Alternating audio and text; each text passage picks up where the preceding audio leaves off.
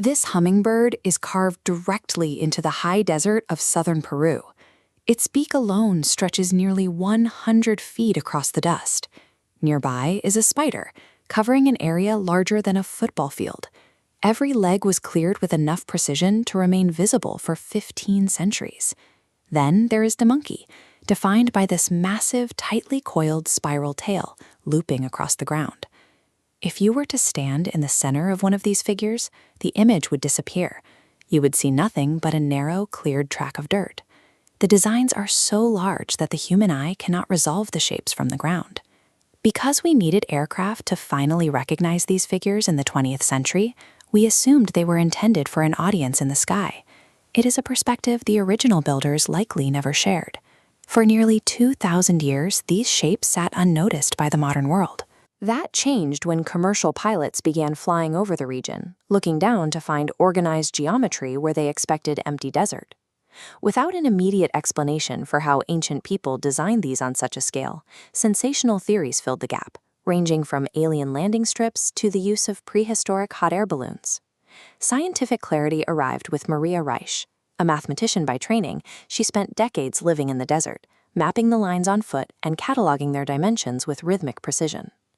Reiche's meticulous mapping moved the search for answers out of the clouds. It forced researchers to look for evidence in the actual settlements, trash heaps, and irrigation channels of the people who lived here. Looking at these through the lens of modern aviation ignores the reality of the people who built them. They didn't need engines to create this landscape. They had social organization. The Nazca Desert is a landscape of extremes. It receives almost no rain, and the lack of wind creates a stagnant environment where a single footprint can remain visible for years. The lines are not deep trenches. The desert surface is covered in small, dark stones that have weathered for millennia. By simply pushing these stones aside, the builders exposed the lighter, silty soil underneath. To scale up a design, they used ropes and stakes. Anchoring a central line and measuring outward, they replicated models onto the desert. Using the rope as a compass, workers walked the radius, clearing stones to ensure a flawless arc. This wasn't a technological miracle, but a massive community project. It represents centuries of generational planning and shared labor. On the ground, the lines look less like artwork and more like infrastructure. They resemble a network of narrow, well-defined roads stretching toward the horizon. Current research suggests these lines were never meant to be seen as complete pictures. They were designed to be walked. These tracks are packed hard by centuries of foot traffic. Along their edges, archaeologists have found deposits of smashed ritual pottery and musical instruments, remains of ceremonies that occurred as people walked the designs. The ultimate goal of these rituals was likely survival. This is a puquillo, a spiraling stone well designed to access underground water in a region where surface rivers frequently run dry. By transforming the desert into a ritual landscape, the Nazca created a physical way to interact with the forces of water and fertility. The lines were a social tool for managing life in a hostile environment. From the air, the desert looks chaotic.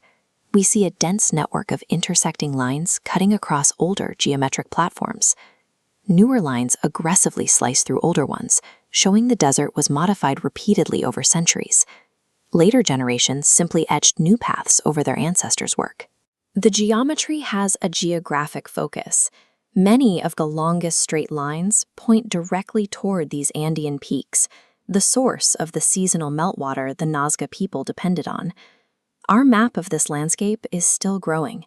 In 2024, AI-assisted surveys identified over 300 previously unknown geoglyphs, proving the network is far more intricate than we realized even a decade ago.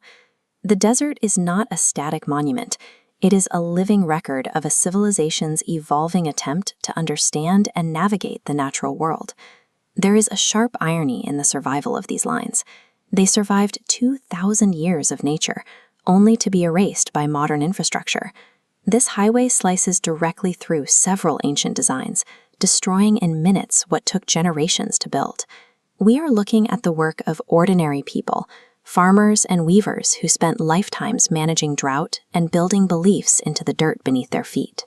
These strange humanoid figures etched into the hillsides suggest a worldview where the human identity was inseparable from the landscape itself. When we look down from the sky today, we should see more than just mystery. We are looking at the physical remains of thousands of individual human lives. The achievement isn't a secret technology.